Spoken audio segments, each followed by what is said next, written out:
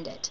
And my grandfather told me, if you want to control a population, and the reason why Hitler was able to gain so much momentum is he said people were starving. You could not go buy a loaf of bread. Your money was worthless. It meant more to just kind of burn it than it was to actually spend it, because it'd be like equivalent to like $100 for a loaf of bread.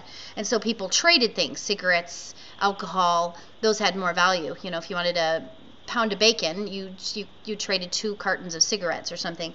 And so he always laid that kind of foundation in my mind, that if you want to really start controlling people, you need to control food. Because if you control food, people will pretty much do about anything. And I'm thinking, as a mother, if my children were starving, it would be very difficult not to line up and do what I was told if it meant that my children would starve to death.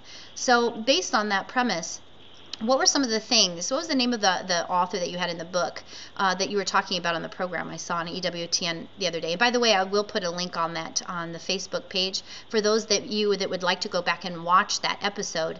I don't know if you call it that.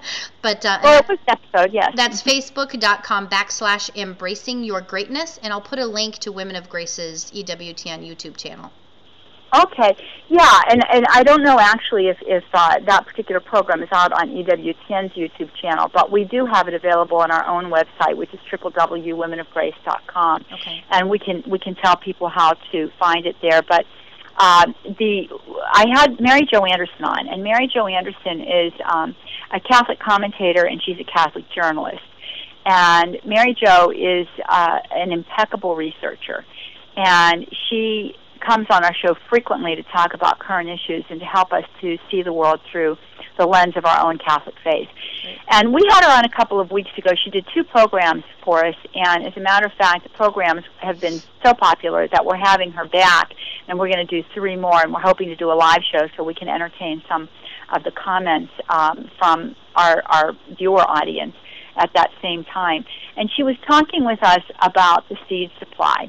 She was really talking with us about a lot of things. She was talking with us about genetically modified organisms, which are called GMOs, and the genetic engineering that's taking place with seeds. And she was also talking with us about the seed bank that is tucked away in a glacier in Norway. It's a project that is undergirded by the United Nations, and it's one that they want every country of the world to participate in. And she was outlining for us what could happen if all of the seeds in the world were in the hands of a few people. Now, the reality is that on the face of it, many of these initiatives seem to be very good. And we certainly want to say that many initiatives are good. But what we have to look at is not just, well, how good is the initiative on the face of it? How good is it for this moment in time? But we also have to be smart enough to look at it and say, how could this be misused or abused in the future? You know, recently we're going through something right now within the political structure here, and within certain initiatives that are being prevailed upon individuals to adopt and accept. And we can't just look at them on the face of it. We've got to look at what can happen if this particular initiative is misapplied and power is still given. And so with regard to this whole seed bank issue, and with regard to this genetic engineering of seeds, we have to look at that.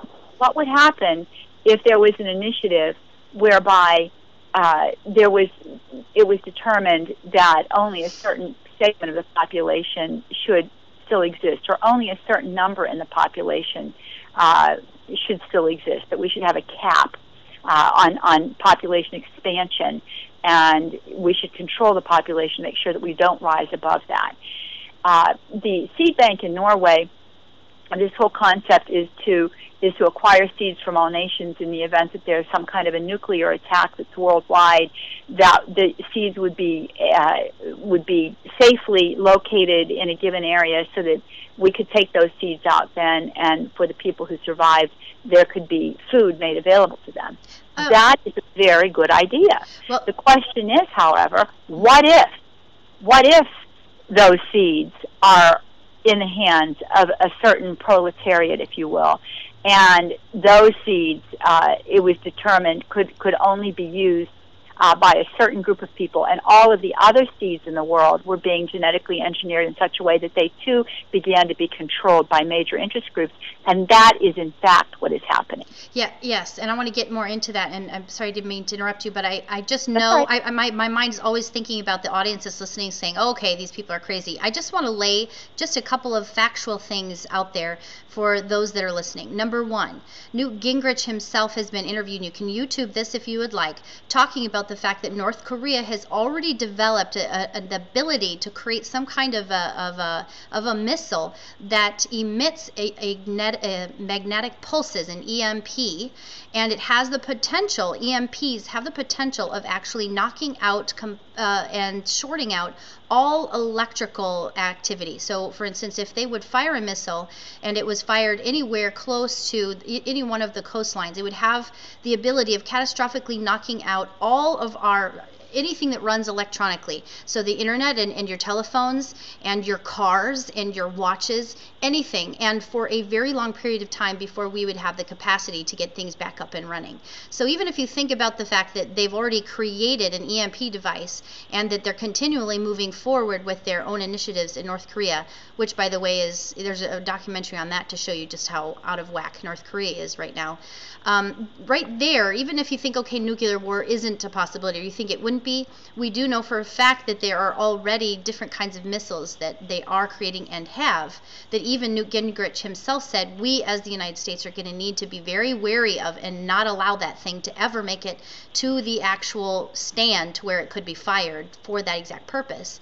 And the second thing would be there's Monsanto is the name of a company that a documentary was done on Netflix I watched, King Corn and Food Incorporated, in which it documents the struggle that our farmers are having all over the United States, in which Monsanto has genetically engineered and then patented corn seeds and systematically has shut down farmers' ability to keep their seeds from year to year, and has subsequently put thousands, if not hundreds of thousands of farmers under the direct control of the Monsanto company, because they now need to, Monsanto has also purchased the manufacturing facilities that creates the equipment for the farm machinery that needs to be utilized for the preparation of a seed so it can be stored from one year to the next, and then they close those manufacturing facilities down.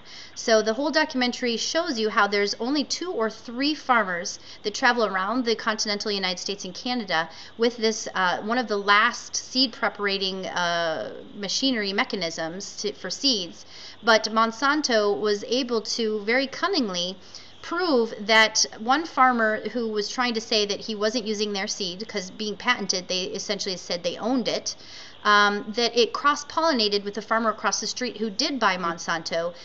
They tested the farmer who said he wasn't using Monsanto's corn on the edge of his field.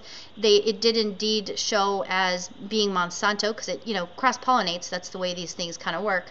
And so they subpoenaed his records, found out who the guy was that was traveling around helping farmers keep their seeds, and then subpoenaed all his bank records. And because they're so powerful, closed him down and a number of the farmers that were utilizing him as his business. And so now farmers literally have huge, huge bills every year to buy seeds so that they can plant. And there is something really strange going on with the controlling of seeds in this country. So I just wanted to say that so that we don't sound like we're crazy. No, and in fact, one documentary points out that the whole game plan is to buy up all of the seeds of the world, to patent them and to control them, and then to inject, one of the things that they're injecting them with, and it's a genetically modified organism, is a pesticide. It's called Terminator. It renders them actually infertile in terms of seeds. They can't reproduce, and the plant itself basically self-destructs after one growing season, so you can't save the seeds. Right. And that will then put into the hands of a given industry all of the seeds of the earth. And that's very frightening because 80% of the farms in the world depend on their seeds from one year to the next in order to be able to support themselves. So what you have then are seeds that, it almost indentures the farmer to the company, because he's got to go back to the company every year to buy the seeds to plant. He has no control over the cost of those seeds, and therefore he becomes an indentured servant to big business. Also, I mean, just extrapolate that out. If you are a population control advocate, then you can really begin to eliminate populations based on food. This is not a new concept. I mean, this has gone on historically before. You pointed it out in your own family history there, Christina. You know, so we've got to look at this and realize that this is a very serious matter. The other thing that's happening with seeds that's interesting is, because of genetic modification, there can actually be strange combinations of plant life with other forms of species. And this sounds really far-fetched, but I want to tell you that we're probably eating food. I would venture to guess that we are eating food. Every one of us listening is eating food that has been genetically modified in some way. Yes. With genetic engineering, the scientists can actually breach the species-own barriers that are set up by nature. So what they have done so far, for example, is they've spliced fish genes into tomatoes. Sure. Right?